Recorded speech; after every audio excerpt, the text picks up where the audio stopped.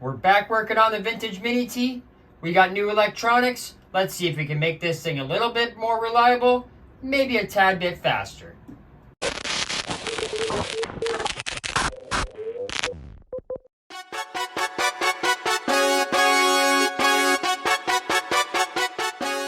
Hey, Corey here, Canadian RC guy.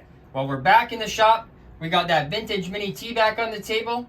And this week, we're going to put some new electronics in this thing and see if we can maybe make it a little bit faster, more reliable. We got a different battery, so that way, we can charge it a lot easier and it'll hold a better charge. You know what? Come on in here and I'll show you what we got and what we're going to be doing.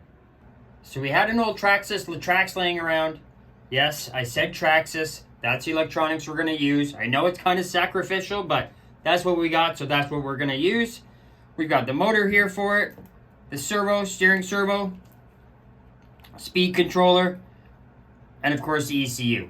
Hopefully we can make all of that go into this. The one big problem or issue that we may have, as you can see here, hopefully the batteries are. The battery for the LaTrax is quite a bit longer than the battery that came with this thing, so we may have to figure out something for that or figure out a different battery, but we'll cross that bridge when we get there. So basically what we're going to do, hopefully you can see down in here, is where the little mini servo is.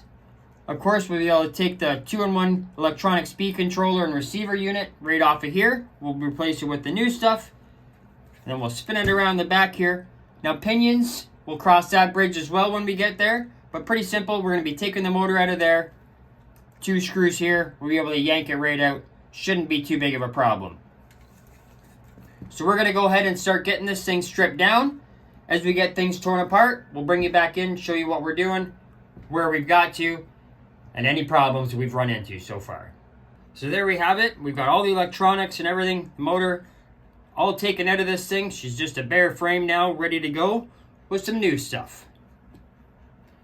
So as you can see, here's all the old stuff over here, the 2-in-1 little steering servo. Not sure if you'll be able to see, but it's like a little hex on there instead of like the tooth ones, like the new style ones.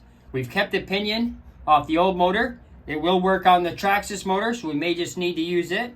And here's the old motor. It's a Insane 370 motor, is what they used to use for these things. And then here, we've got all the new electronics, steering servo, things like that. So we're gonna start here at the front. We're gonna get the steering servo put in, make sure it's all working, then we're gonna work our way back. So we'll bring you back here shortly and show you where we are and how we're making out. So we went ahead, we got the steering servo put in there, as you can see. We did have to shift it back just a little bit to make it work. We got all the electronics and everything hooked up just to test it out, but as you can see, nice and free and easy turning, no binding. This should work out pretty darn good. So now we're gonna move on to the motor installation and see what we have to do to get this thing in place. So we've got the motor all in. We think we've got it meshed up nicely here. We had to go ahead, hopefully you can see down in there. We drilled one new hole there. We just kind of extended the slot here so that way we could get this motor in place. And I think it should work out pretty good. So we're gonna go ahead now, get the electronics in place. That should be pretty easy. We're just should be able to just kind of lay things out on top here like that, nice and simple. And then we'll figure out our battery issue and see how we can get that to fit down under there. So there we have it. Electronics are all in place. Nice and easy, just some double-sided tape to stick them in place. And like we said, we know the battery is not going to fit. Unfortunately, putting it in this way without really having to hack apart the frame or something along those ways, we're just not going to make it fit. So I think we'll just use the good old zip tie, something along those lines. We'll just get it in place straight like this or a crossway like this, something just to hold it in there. We'll have to figure out something else for a battery here at some point in time that fits into the tray there a little bit better. But we did go ahead, we hooked up the battery, we've got everything in place. We're gonna turn everything on. Before we get some tires ready to put the body back on, we should figure, let's see if this thing works. Battery on. Car is on. Oh, steering is working, so that's nice to have. I don't hear any binding or anything. Oh, and there we go. We have got a throttle. And the mesh sounds okay for what it is. Alright, so I guess we're going to go ahead, get this thing buttoned up, and then we'll head back to the track and go for a little run and see how it does.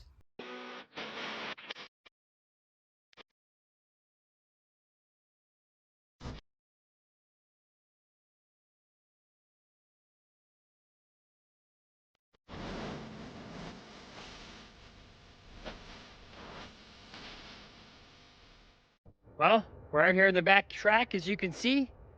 Took a few minutes. We groomed it up a little bit. Let's see how this Mini-t does now that she's got some new electronics in it. Well, unfortunately, we made one big error that we didn't notice. And our steering is messed up. It's complete opposite, unfortunately. Left is right and right is left. But we'll see if we can still get a little bit of runtime out of it here. See if we can maybe get our brain wrapped around it. As you can see, that's going to be a challenge. But I think we'll have to get back to the drawing board here a little bit on this. Oh, a lot harder than I imagined with driving in reverse.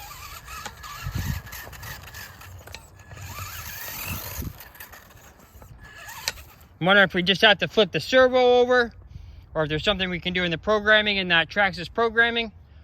Something we're going to have to look into. Well, that's enough with that wonky steering. Give us 1 minute, we'll be right back. We're gonna have this thing steering correctly. All right, we got our steering fixed now. Let's see if we can do a little bit better here. Oh, there we go. She's jumping great, and now she's turning a little bit better. She's got a little more pep to her kick.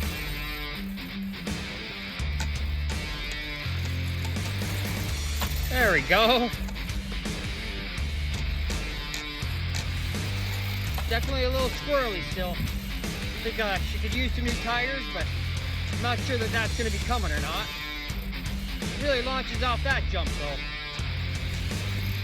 There we go.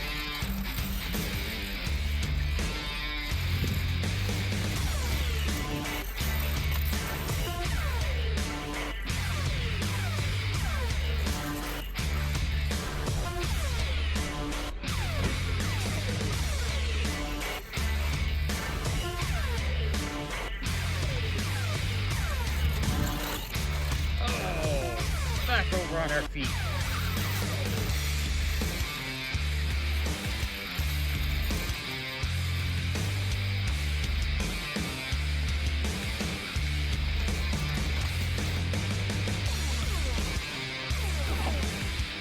For being a 20-year-old machine, maybe a little bit older than that, it works pretty darn good.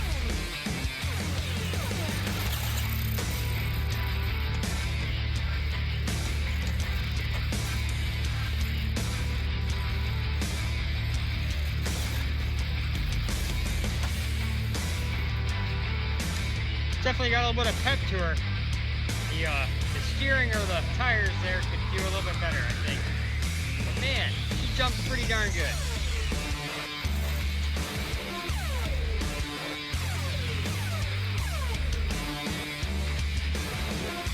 Just caught up in some of that loose dirt up there.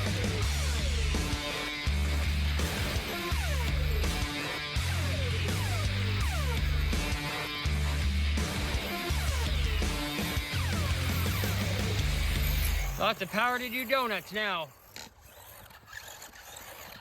Kicking dirt all over the place.